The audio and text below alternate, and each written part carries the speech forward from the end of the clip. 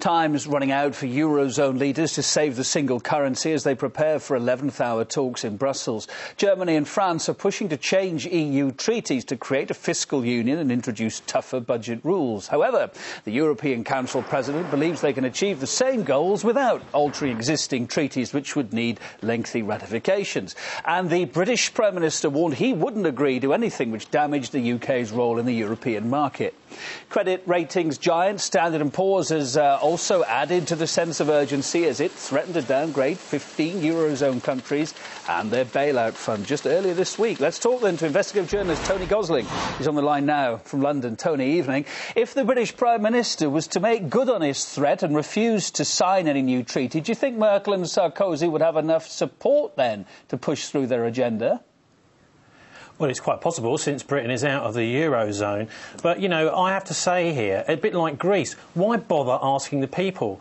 This is actually, we're supposed to be living in a democratic Europe, Kevin, and when major changes are being made to what effectively is a form of European sovereignty, I mean, as most of the countries in the Eurozone are now finding out, that actually the European Central Bank has far more influence over their affairs than their national governments, then we need to go to the people. It seems that David Cameron and the Conservative Party as a whole are really a bit schizophrenic over this whole Europe issue. They've got, on one side, they've got all their friends, the financial elite, that want them to go one way, and on the other side, they are the main Eurosceptic party in Britain, and they're being pulled in the other direction. So quite which side of this whole debate Cameron is going to face is really a completely open question, although I would guess that he will go with the financial oligarchy. Of course, he's quite out of these discussions, as Britain is not part of the Eurozone, and in a way he's butting in.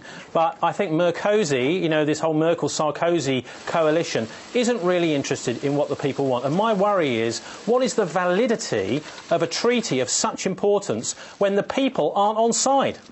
How much say should Britain have anyway? As you say, it doesn't even use the euro, it's not in the Eurozone. How much say should it have in maybe scuppering the Merkozy plan?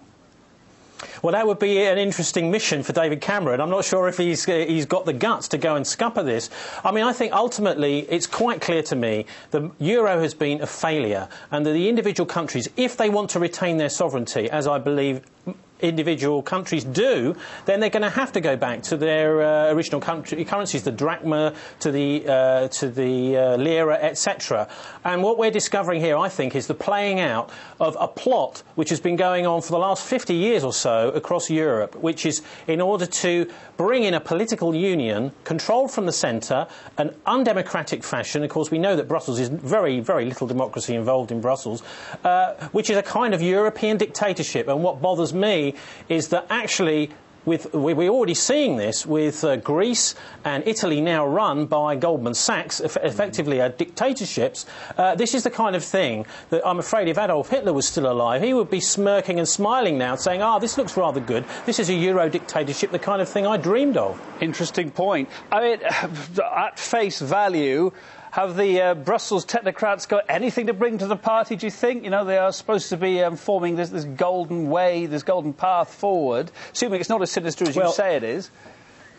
Well, I don't think they have anything to bring, no. And I think that what's going on is a constant kind of fudge. There's a kind of pulling the wool over people's eyes as regards economics here. It's quite clear to me what needs to happen now is nationalisation of these zombie banks, these bankrupt banks who have fantastic amounts of junk on their balance sheets. They need to be taken over by national governments before they crash, which will be, I mean, if they do crash, will be a disaster for all our individuals across Europe. They may well be losing their savings, and also the cash points may seize up. This will be a dreadful crisis. So that individual sovereign governments, like the Treasury here behind me in London, have to act now in order to make sure that those banks are individual, you know, basically to take charge of their national situation, rather than to allow a disastrous kind of Euro, almost a new Euro fascism to take over with the European Central Bank and these Goldman Sachs financiers actually running